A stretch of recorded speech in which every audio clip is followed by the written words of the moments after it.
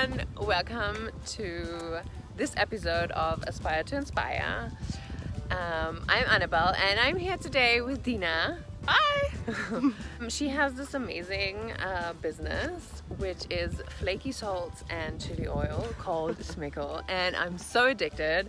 So I said, why do we not do an episode of this? Because it's such an inspiration. So Dina, would you like to introduce yourself? Sure. So I'm Dina. I'm German American. I now live in this beautiful place called Flakey, Switzerland. I recently founded a new food business. I'm actually an engineer. I used to work in the oil field, and obviously I've always liked to eat. I mean, who doesn't like to eat? Tell us a little bit about Smiqql and what is it all about, and how did you get the inspiration to start this food business?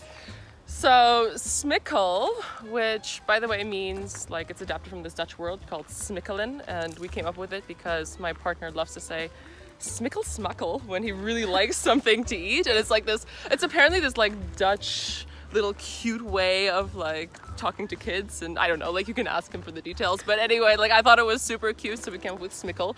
It's basically about, you know, just eating your best life.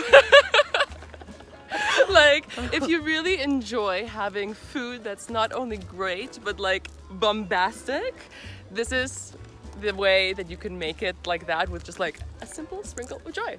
And it kind of all started because I really love spicy food and my partner really cannot tolerate spicy food, and we used to fight about whether the food that I was going to cook was going to be spicy or not. I never liked any hot sauces. Like I always thought like chili flakes always kind of just like stuck to my like teeth. You never actually knew how spicy they were in advance. True. Then you have like the Tabascos and these kind of like classics, which are all very acidic. And then you have like the barbecue sauces, which are really overwhelming. So They're very sweet, yeah. about a year ago, I started fusing like really intense chili oils, and I started like fusing in things like garlic and lemon and ginger and like At home, yeah? You yeah, at home. Like I really did this for myself, and I live with 9 other people in this beautiful little place, and they started getting just as addicted to my creations as I did, and then one thing led to another, and now I'm in the chili business. That's amazing. So tell us a little bit what products you have. If you are really interested in like really making food amazing, you've probably come across like a fleur de sel before, you know, and you've probably also heard of like a Maldon flaky salt, and you've discovered that there are a couple like specialties there. And basically what happened was, like, from the chili oil, like in lockdown, I started experimenting with fusing these flavors from this oil and these chilies into fleur de sels, and then I started like discovering more and more salts, and we came across this incredible delicate flaky salt from Australia. And like, if you don't know what flaky salt is what happens when you take basically like seawater and you evaporate the water in a way that crystals grow, and the slower they grow, the thinner and crispier the crystals get. Oh, I did not know that, actually. That's really cool that you actually explained it now. So there's a whole world of salt out there, and like this salt that we're using in our products now is the most delicate flaky salt I've ever tried in my whole life. Yeah, really, when you bite on it, like it crunches a little bit. And then we discovered that we can fuse flavors into it. So we designed 8 different flavor profiles, 4 of which are spicy and 4 of which are non-spicy, and they really, like, it's kind of a way you can play with your food, you know, because they come in like these cute little bottles and a set of 4 flavors, and you can kind of like sprinkle away with these different profiles depending on what you're actually eating and what the flavor of your food is. And the beautiful thing about the flaky salt is that because it's so delicate, it brings out the flavor of your food, but then it also like gives it that extra punch with that flavor profile that we've added, and it just becomes this like extra experience of like awesomeness on everything you eat. And then like I keep thinking like, okay, there has to be a limit.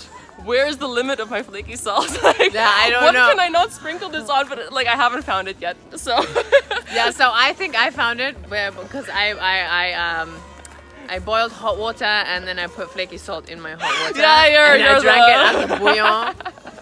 I think that's like overdoing it, just like a tad. You know? Well, you know, it's a very luxurious product, so I think maybe a bouillon will leave it a bouillon, but it's. Let's stop talking about like the endless amounts of salt, because I'll never stop otherwise. Okay, so my last question would be, how did you start your business, and are there any lessons learned you would like to share with the audience? Well, I think starting a business is highly dependent on where you want to start it, right? So for us, we actually decided between founding it in Switzerland or in the Netherlands. And there are a lot of pros and cons of both. Mm-hmm. And that really comes down to just like laws, regulations, taxes, and like bureaucracy. It's really just bureaucracy. I think this is the number one thing that's the biggest pain about starting a business.